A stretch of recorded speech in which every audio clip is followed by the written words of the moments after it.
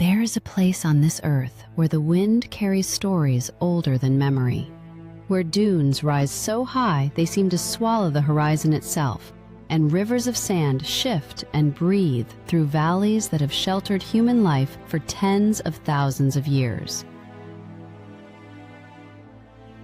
That place is Algeria. Say that name, and many people hesitate. They reach for fragments, a distant awareness, a sense of something vast and unfamiliar, because Algeria has not been given the stage it deserves. It is Africa's largest country and one of its least understood. Today we are going to the Algeria of Berber queens and Roman emperors, of Saharan sunsets that set the sky on fire, of hand-painted pottery and bread baked over open flames, of music so ancient its roots reach back before written history. We are going to discover one of the most extraordinary, misunderstood, and breathtakingly beautiful countries on the face of this earth. Come with me. Let's begin. If you asked most people to picture Algeria, they might imagine only desert, endless, featureless sand. And they would be so wonderfully, completely wrong.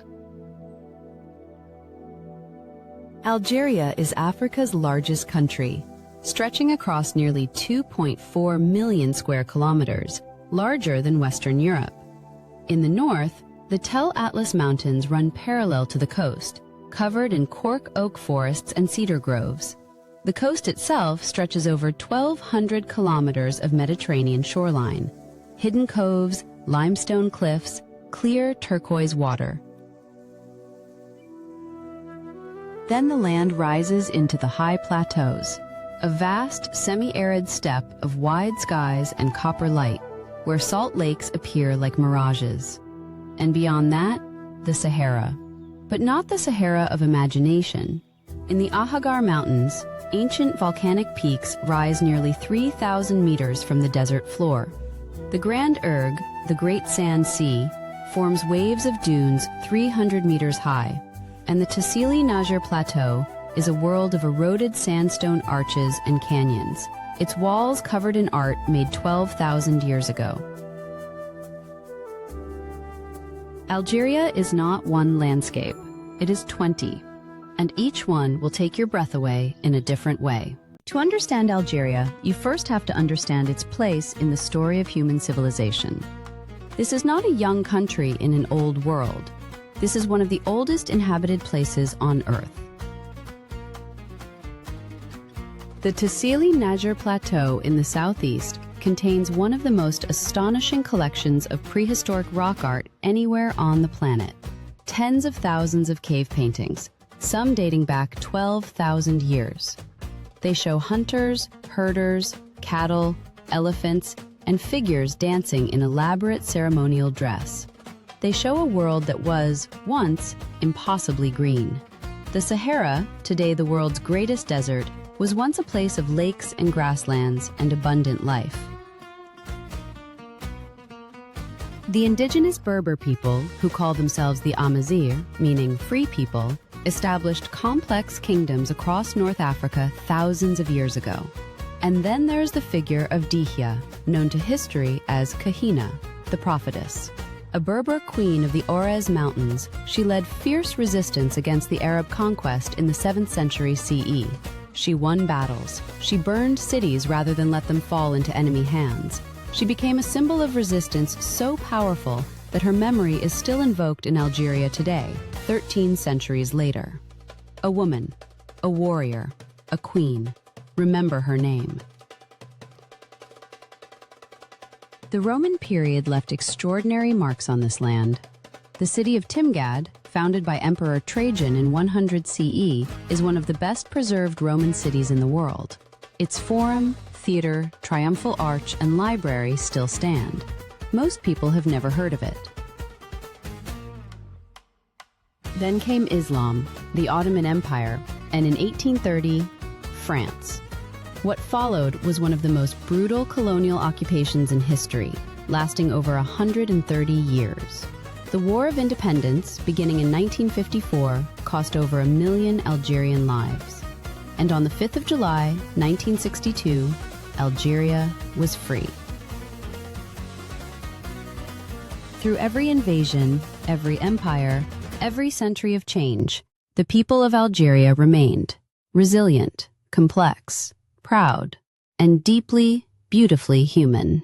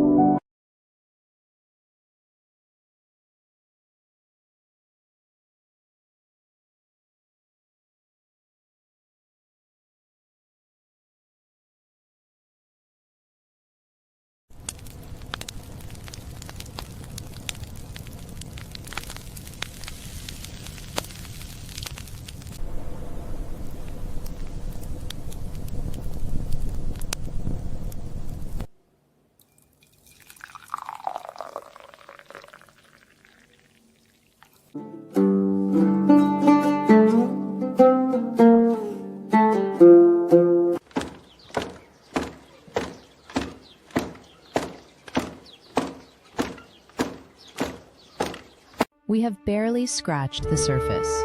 We have not spoken of Constantine, built on a dramatic gorge above a river, its suspension bridges hanging in mist. We have not spoken of the flamingos wading in the salt lakes of the high plateau, or an Algerian wedding, 3 days of music, food, and joy that draws the whole neighborhood into its embrace. And the Algerian national anthem, Casbah, We Pledge, was written in 1955 by the poet Mufti Zakaria while imprisoned by the French. He had no paper, so he wrote it in his own blood, on the walls of his cell. It became the anthem of a nation that won its freedom 7 years later. A country whose song was written in blood by a man who refused to be silenced. That is Algeria. That has always been Algeria. The mountains of the Ahaggar were here before the first human footprint was left in their shadow. The Mediterranean has washed this coastline since before the first city was built upon it. And the people, the Amazigh, the Arab, the Tuareg, the Kabyle, all the intricate, overlapping, arguing, loving communities of this country, have been here for as long as humans have been anywhere. They are still here. Algeria endures.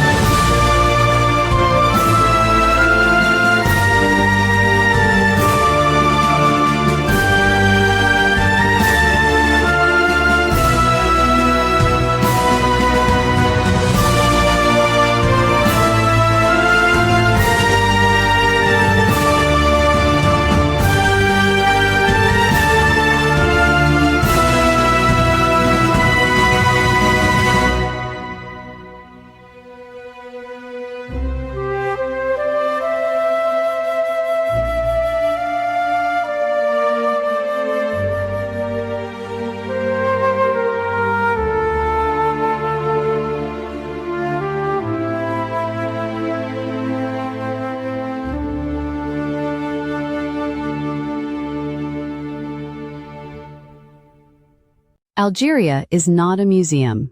It is a living country full of living people making art and music and meaning every single day. Rai, born in the streets of Oran in the early 20th century, blends Bedouin song, Andalusian melody, and modern instrumentation into something raw, soulful, and utterly original. Khaled, Cheb Mami, Chaba Zahwanya, these voices are known around the world. Rai was banned, it survived, like everything Algerian.